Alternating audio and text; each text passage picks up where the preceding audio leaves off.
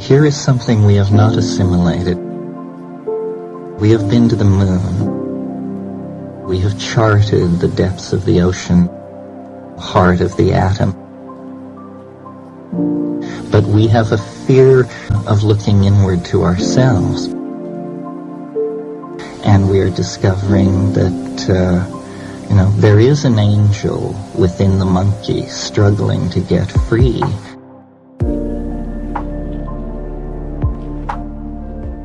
Hey everyone. This is an interview with Terence McKenna. The only information about it is that Lorenzo played it on the Psychedelic Salon podcast. But I think I recognized the host from another interview, and I believe it was Michael Toms from the New Dimensions radio show, around the years of 91 or 92.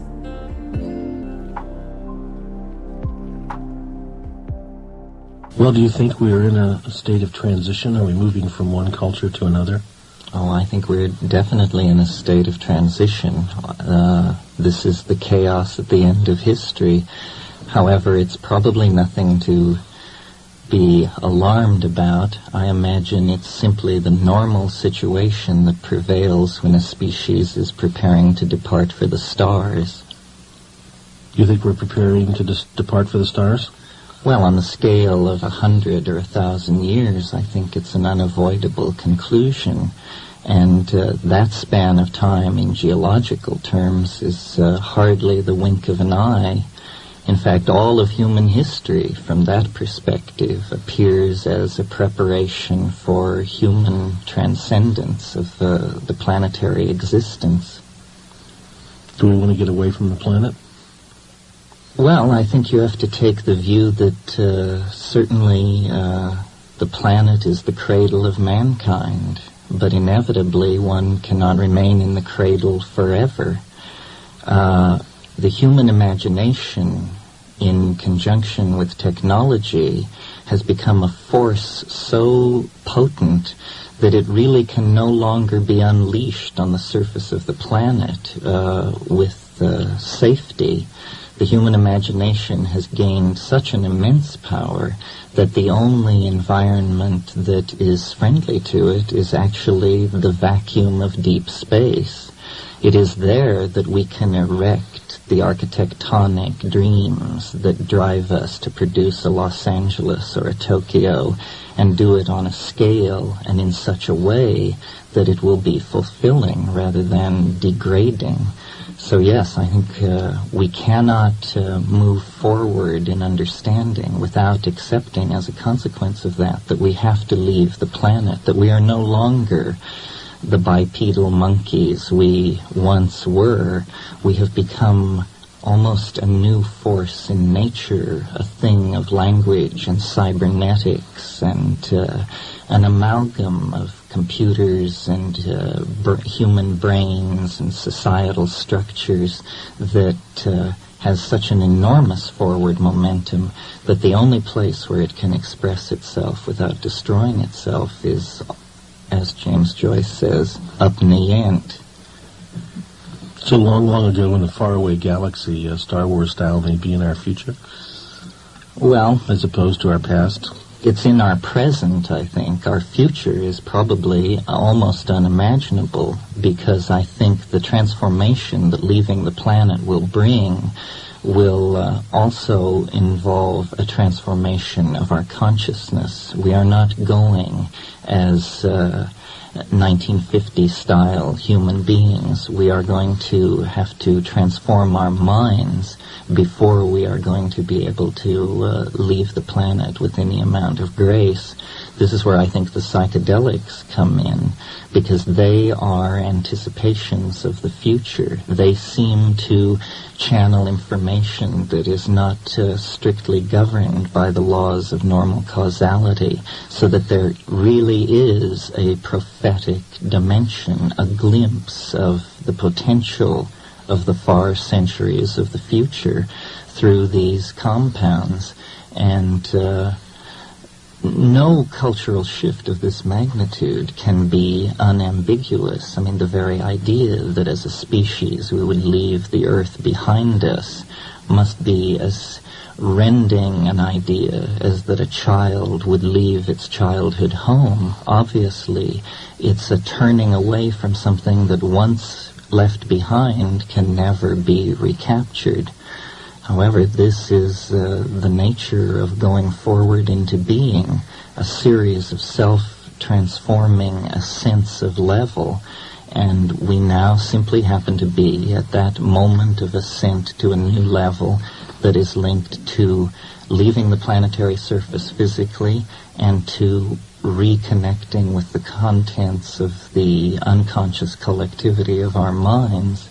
These two things will be done simultaneously. This is what the last half of the 20th century, it seems to me, is all about. Well, by and large, psychedelics have really not been accepted into the mainstream. Do you see a change in that? Well, not particularly. They hold a certain fascination for a persistent majority, and in that way they do their catalytic work upon society, which is to introduce new ideas and to release a certain kind of creative energy into society. I certainly would not like to see a return to the psychedelic hysterias of the 1960s. I think it's fine that these things are now the subject of interest of a much smaller group of people, but perhaps a group of people with a greater commitment and a better idea of exactly what these things are. And it's really the same people. It's just a smaller group of them, and they have accumulated experience over the past 20 years. However, I certainly don't think all psychedelic frontiers are conquered. One of the things that I write about and speak about are the phenomena that many people confirm with the psilocybin family of hallucinogens that no one has included in the standard model of psychedelic drugs. And by that I refer to the logos-like phenomenon of an interiorized voice that seems to be almost a superhuman agency, a kind of genus loci. And I've been writing recently about alien intelligence, which is what I call this, where you have contact with an entity so beyond the normal structure of the ego that if it is not an extraterrestrial, it might as well be, because its bizarreness and its distance from ordinary expectations about what can go on is so great that if flying saucers arrived here tomorrow from the Pleiades, it would make this mystery no less compelling. It amuses me that the scientific community has taken over the search for extraterrestrial intelligence and defined it as they care to define it, and have erected radio telescopes to search the galaxy for these signals. And the world's largest radio telescope is at Arecibo in Puerto Rico. And within the shadow of that installation, mushrooms grow in the fields, and the cows munch quietly in the sunshine.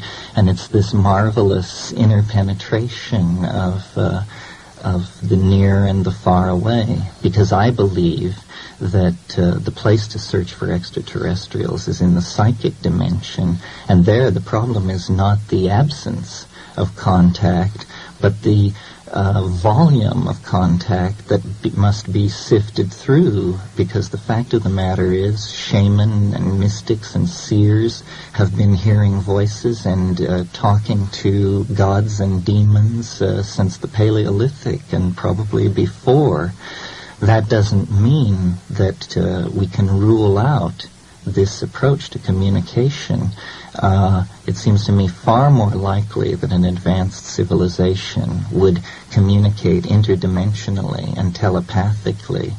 The amounts of time available for an intelligent species to evolve these kinds of communication are vast. So I think that it's very interesting then that the tryptamines, psilocybin and DMT, at the 15 milligram level very reliably trigger what could only be described as contact-like phenomena. And not only the interiorized voice in the head, but also the classical flying saucer motifs of the whirling disc, the lens-shaped object, the alien approach. This seems to be something hardwired into the human psyche, and I would like to find out why. I think it's a very odd fact of human psychology, and I don't buy any of the current theories ranging from that nothing at all is happening to that this is in fact another species with a world around another star that is getting in touch with us. I think it's something so bizarre that it actually masquerades as an extraterrestrial so as not to alarm us by the true implications of what it is. Well, your statement implies that it's something external to ourselves, and I wonder about that. Well, this dualism of the interior and the exterior may have to be overcome. It is obviously transcends the individual, but I suspect it is something like an overmind of the species, that actually the highest form of human organization is not realized in the democratic individual. It is realized in a dimension none of us have ever penetrated, which is the mind of the species, which is actually the hand at the tiller of history. It is no government, no religious group, but actually what we call the human unconscious. But it is not unconscious, and it is not simply a cybernetic repository of myth and memory. It is an organized intellect of some sort, and human history is its signature on the primates. And it is so different from the primates. It is like a creature of pure information. It is made of language. It releases ideas into the flowing stream of history to boost the primates toward higher and higher levels of self-reflection of it. And we have now reached the point where the masks are beginning to fall away, and we are discovering that there is an angel within the monkey struggling to get free, and this is what the historical crisis is all about. And I'm, for no reasons in particular, very optimistic. I mean, I see it as a necessary chaos that will lead to a new and more attractive order. Terence, you were talking about extraordinary realities, and it occurs to me that there's an enormous amount of prejudice against the psychedelics and the use of hallucinogenic substances, and it's almost as if there's an inordinate fear to open up the door to the closet that these substances reveal. What about that prejudice? What do you think how's that going to be resolved? What is the resolution of that? Well, I think it's more complicated than a prejudice. It's a prejudice born of respect, because most people sense that these compounds probably actually do what their adherents claim they do. It's possible to see the whole human growth movement of the 1970s as a wish to continue the inward quest without having to put yourself on the line the way you had to when you took 250 gamma of LSD. And I think all these other methods are efficacious, but I think it's the sheer power of the hallucinogens that puts people off. You either love them or you hate them. And that's because they dissolve worldviews. And if you like the experience of having your entire ontological structure disappear out from under you, if you think that's a thrill, you'll probably love psychedelics. On the other hand, for some people, that's the most horrible thing they can possibly imagine. They navigate reality through various forms of faith. And I think that the psychedelics the doors of perception are cleansed and you see very, very deeply. I spent time in India, and I would always go to the local sadhus of great reputation, and I met many people who possessed what I call wise old man wisdom. But wise old man wisdom is a kind of Tao of how to live. It has nothing to say about these dimensions that the psychedelics reveal. And for that you have to go to places where hallucinogenic shamanism is practiced, specifically the Amazon basin. And there you discover that beyond simply the wisdom of how to live in ordinary reality, there is a gnosis of how to navigate in extraordinary reality. And this reality is so extraordinary that we cannot approach what these people are doing with any degree of smugness, because the frank fact of the matter is we have no viable theory of what mind is either. The beliefs of a Witoto shaman and the beliefs of a Princeton phenomenologist have an equal chance of being correct, and there are no arbiters of who is right. So it's the power of these things, the fact that here is something we have not assimilated. We have been to the moon, we have charted the depths of the ocean, the heart of the atom, but we have a fear of looking inward to ourselves, because we sense that here is where all the contradictions flow together. And the same prejudice against psychoanalysis that characterized the 20s and 30s, when it was thought to be superfluous or some kind of fad, attends the psychedelics now. It's because it touches a very sensitive nerve. It touches the issue of the nature of man. And people are uncomfortable with this, or some people are uncomfortable with this. What is the value of exploring the extraordinary realities? Well, I guess it's the same value that attends the exploration of ordinary realities. There's an alchemical saying that one should read the oldest books, climb the highest mountains, and visit the broadest deserts. I think that being imposes some kind of obligation to find out what's going on.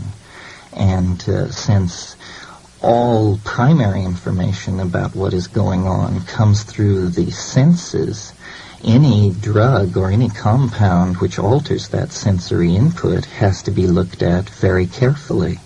I've often made the point that chemically speaking, you can have a molecule which is completely inactive as a psychedelic, and you move a single atom on one of its rings, and suddenly it's a powerful psychedelic. Well, now it seems to me this is a perfect proof of the interpenetration of matter and mind. The movement of a single atom from one known position to another known position changes an experience from nothing to overwhelming. This means that mind and matter at the quantum mechanical level are all spun together. This means that in a sense, the term extraordinary reality is not correct if it implies a division of category from ordinary reality. It is simply there is more and more and more of reality, and some of it is inside our heads, and some of it is deployed out through three-dimensional Newtonian space. Most of us, I think, just simply accept the everyday reality as the only one. And you're talking about journeys into the nether regions of which far beyond most people's conception or even wanting to conceive of such a reality. Well, I think there's a shamanic temperament, which is a person who craves knowledge. Knowledge in the Greek sense of gnosis. In other words, knowledge not of the sort where you subscribe to Scientific American and it validates what you believe, but immediately, cosmology is constructed out of immediate experience that are found always to be applicable. You see, I don't believe that the world is made out of quarks or electromagnetic waves or stars or planets or any of these things. I believe the world is made out of language, and that this is the primary fact that has been overlooked. The construction of a flying saucer is not so much a dilemma of hardware as it is a poetic challenge. And people find it very hard to imagine exactly what I'm talking about. What I'm saying is that the leading edge of reality is mind. And mind is the primary substratum of being. We in the West have had it the wrong way around for over a millennia. But once this is clearly understood, with what we have learned in our little excursion through three-dimensional space and matter, we will create a new vision of humanity that will be a fusion of the East and the West. The world being made of language, and I think of these extraordinary realities which are totally beyond any language that we use in any ordinary sense. Yes, well, they are beyond ordinary language. I always think of Philo-Judaeus writing on the Logos. He posed to himself the question, what would be a more perfect Logos? And then he answered saying, it would be a Logos which is not heard but beheld. And he imagined a form of communication where the ears would not be the primary receptors, but the eyes would be. A language where meaning was not constructed through a dictionary of little mouth noises, but actually three-dimensional objects were generated with a kind of hyperlanguage so that there was perfect understanding between people. And this may sound bizarre in ordinary reality, but these forms of synesthesia and synesthesic glossolalia are commonplace in psychedelic states. Terence, could you identify Philos for us and tell us who he was? He was an Alexandrine Jew of the 2nd century who made it his business to travel around the Hellenic world and discussed all the major cults and religious and cosmogonic theories of his day. So he's a major source of Hellenistic data for us. How would you relate to Socrates' view of the world? Well, I think that it's hard not to be a Platonist, but it's something perhaps we should struggle against, or at least struggle to modify. I think of myself as sort of a Whiteheadian Platonist. Certainly the central Platonic idea, which is the idea of the ideas, these archetypal forms which stand outside of time, is one which is confirmed by the psychedelic experience. And Plato's formulation of time as the moving image of eternity is another one of these aphorisms that the psychedelic state confirms. And certainly Neoplatonism, Plotinus and Porphyry and that school are psychedelic philosophers. Their idea of an ascending hierarchy of more and more rarefied states is a sophisticated presentation of the shamanic cosmology, which is the cosmology that one experientially discovers when they involve themselves with psychedelics. What I think most of us don't understand or don't really know is the fact that Greek culture and the Eleusinian mysteries incorporated the use of something that very akin to psychedelics. Yes. And essentially, Western civilization is based on the culture that had at its core root an experience and a ritual that used, as I say, something akin to psychedelics. Yes, well, for over 2,000 years, everyone who was anyone in the ancient world made the pilgrimage to Eleusis and had this experience, which Gordon Wasson and Carl Ruck have argued very convincingly was a hallucinogenic intoxication on ergot, But of course, as soon as the church solidified its power, it closed these Platonic academies and moved against pagan, so-called pagan knowledge and heretical knowledge, and not only the Platonists, but all the Gnostic sects, all of these people, all of these viewpoints were repressed. I like to think that the end of that repression came in a very odd way when, in 1953, I guess it was, Gordon Wasson and his wife Valentina in the village of Huatla de Jimenez in the Sierra Mazateca of Oaxaca discovered the psilocybin mushroom cult. It was as if Eros, who had been martyred in the old world, was then found sleeping in the mountains of Mexico and resurrected. And the experience of the mushroom is very much the experience of a genus loci, a god on the Grecian model, not the god who hung the stars in heaven, but a local god, a pre-Christian bacchanalian nature power that is very alien and yet resonates with our expectations of what that experience would be like. Interesting that the mushroom also is a symbol in our culture of death and destruction, being the symbol of the nuclear explosion. Yes, well, mushroom cloud. My brother has made the point asking, what mushroom is it that grows at the end of history? Is it the mushroom of Fermi and Oppenheimer and Teller, or is it the mushroom of Wasson and Hoffman and Humphrey Osmond?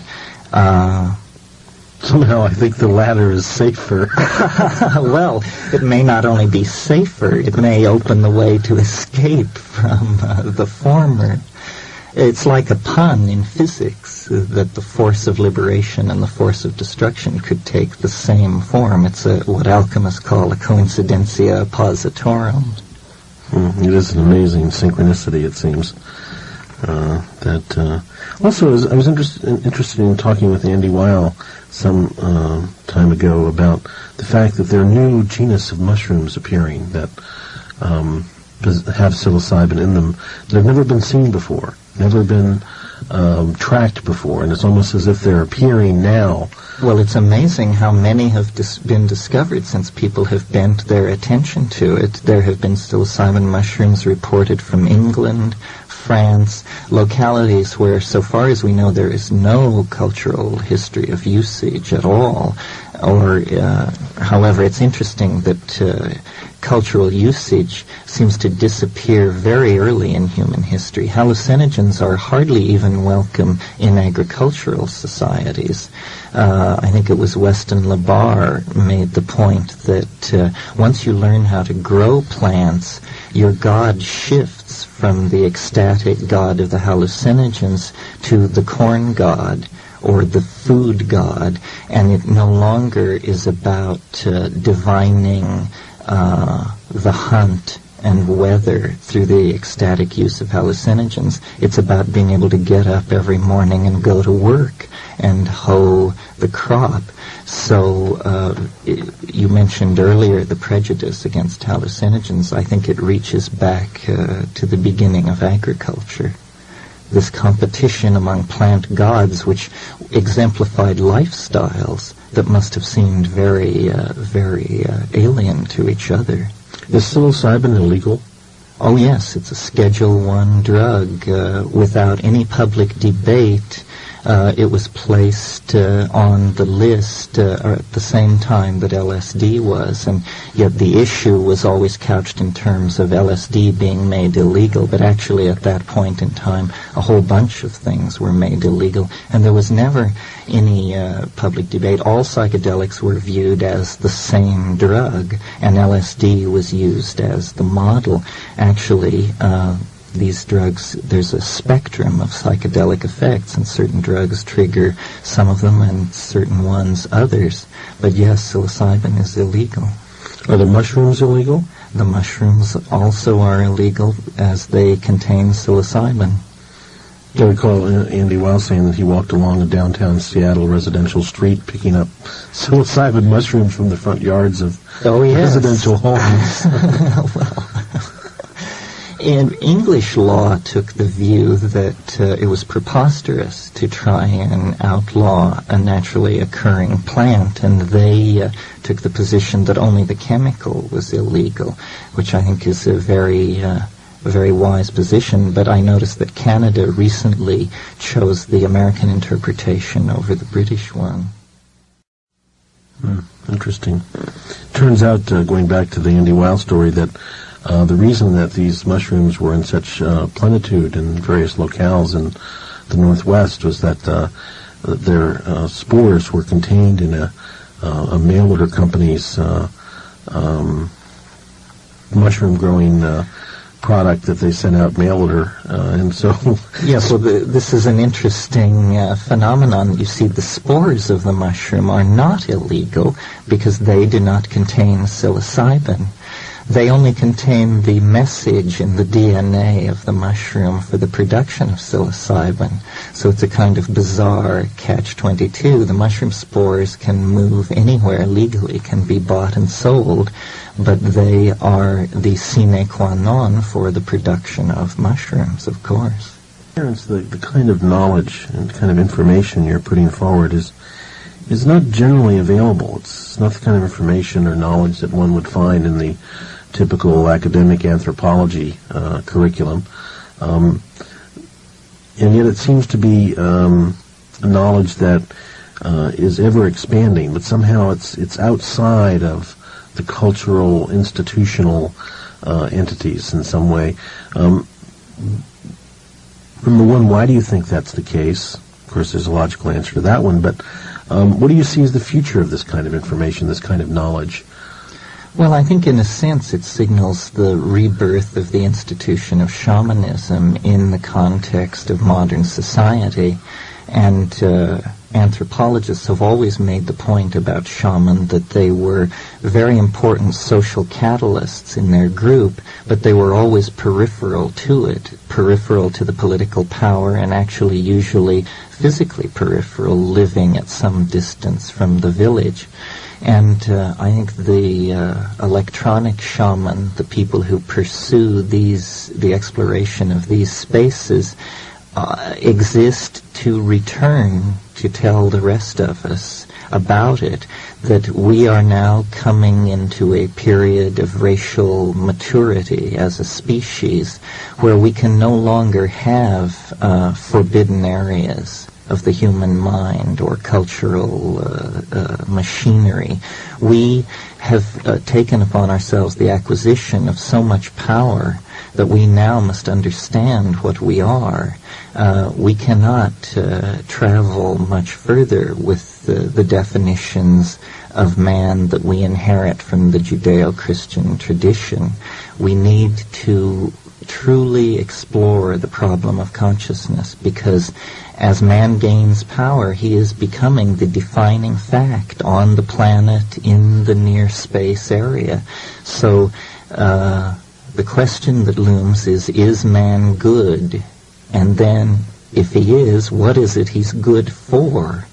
And the shaman will point the way, because what they are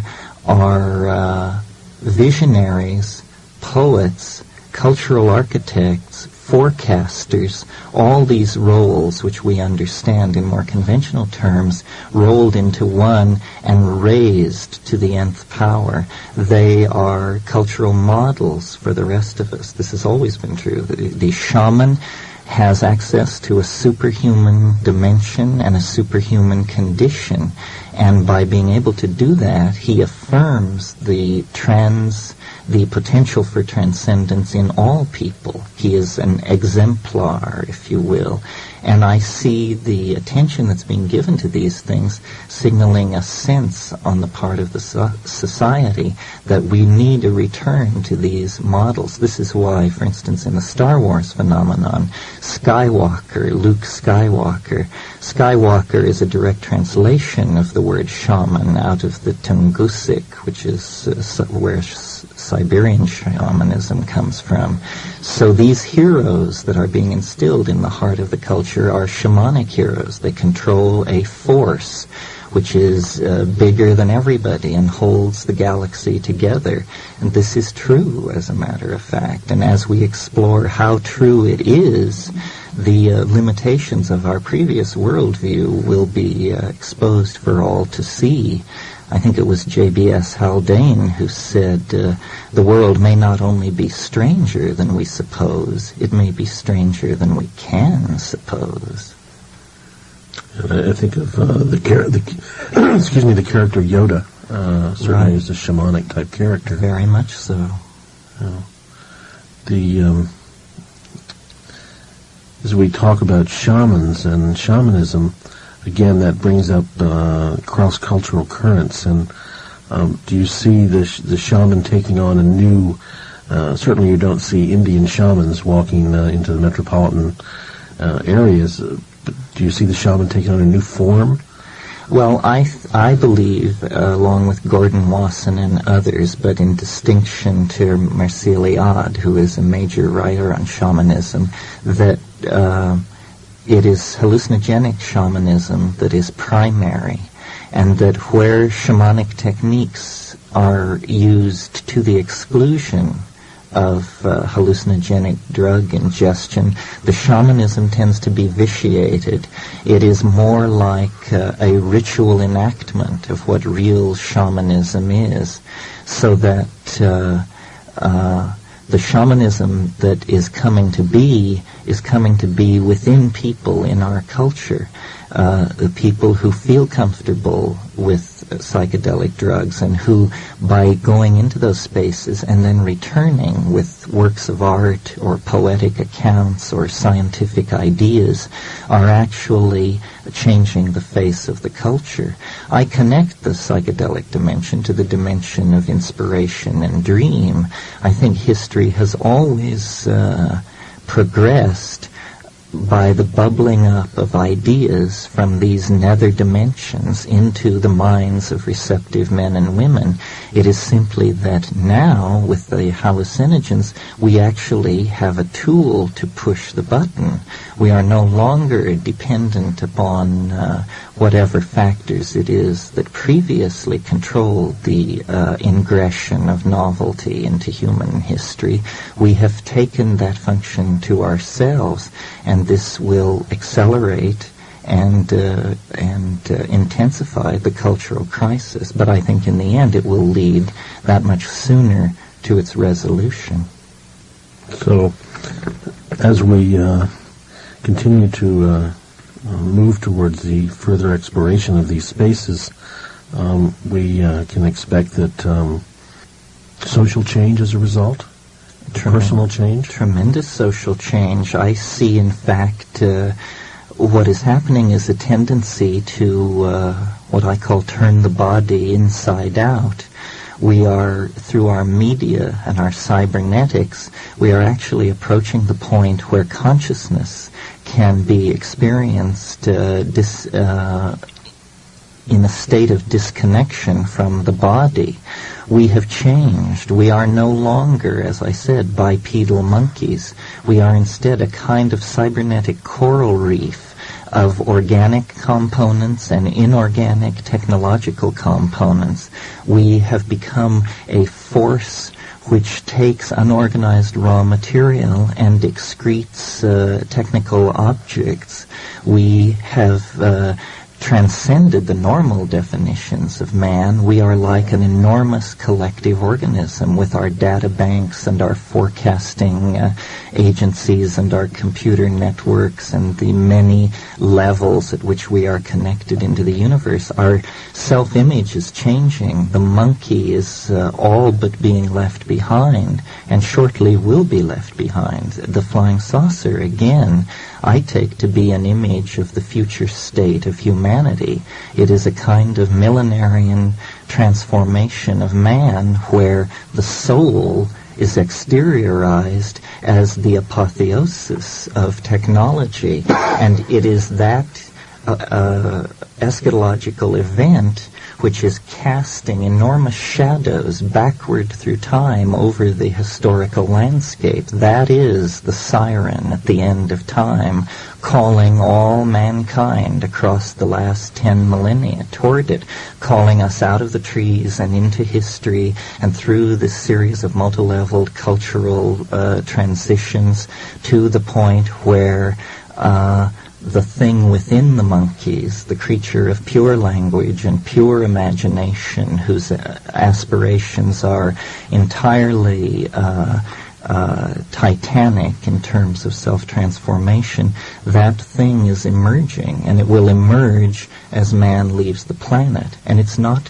something quantized and clearly defined. It is, in fact, what the next 50 or so years will be about.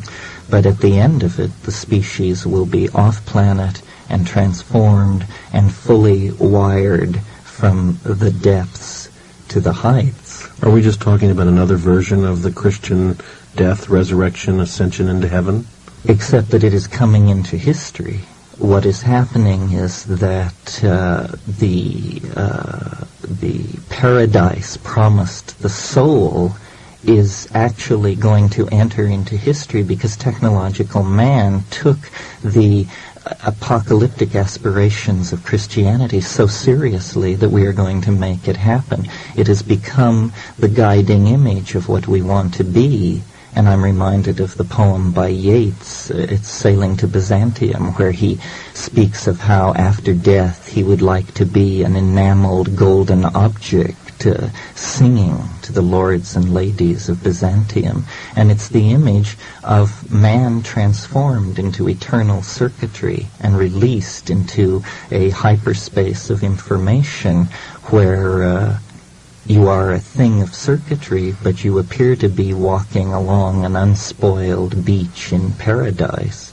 It is that we are going to find the power to realize our deepest cultural aspirations. This is why we must find out what our deepest cultural aspirations are. Again, another way of phrasing the question, is man good? What about the idea that these spaces that we've been talking about, that you've been illuminating, are spaces that can be achieved without the use of psychedelics? Well, again, I scoured India, and my humble personal opinion is that it is highly unlikely. I have always approached people of spiritual accomplishment with the question, what can you show me? Because, as I said earlier, this wise old man wisdom is one thing, but only the hallucinogen-using shaman of the Amazon seem to be able to go beyond that. There may be techniques for doing this, but the efficacy and the dependability of the hallucinogens seems to me to make them the obvious choice. It would only be a series of cultural conventions that would cause one to want to engineer around that. It is the obvious path to transcendence. People must face the fact that at one level we are chemical machines. That doesn't mean we are that at every level, but it does mean that that is a level where we can intervene to change the pictures that are coming in and going out at higher levels. You're not suggesting that people should do this by themselves? Take hallucinogens? Well, I don't know about take it by themselves. Probably not, although I always do, and I seem to prefer it. What I am suggesting is they take it in a situation of minimum sensory input. Lying down in darkness with eyes closed cannot be surpassed. And people want music, they want to walk around in nature, they want all these things. But nature and music are beautiful in their own right. They are the adumbrations of the psychedelic experience that we deal with in ordinary reality. In confrontation with the psychedelic experience, these things are hardly more than impediments. The very interesting things are happening in the utter blackness behind your eyelids, lying still in darkness. And that is where the mystery comes from and goes to. My question had to do with or without a guide. Oh, I don't think people should do it without a guide unless they feel very confident from experience that they don't need a guide. So I like to have these ideas get out. I think it's important that we discuss all this in a way that is only now becoming possible because of how it was in the 1960s. Now we need to shed all that and look back and look forward and try to make a mature judgment for our culture based on the facts of the matter.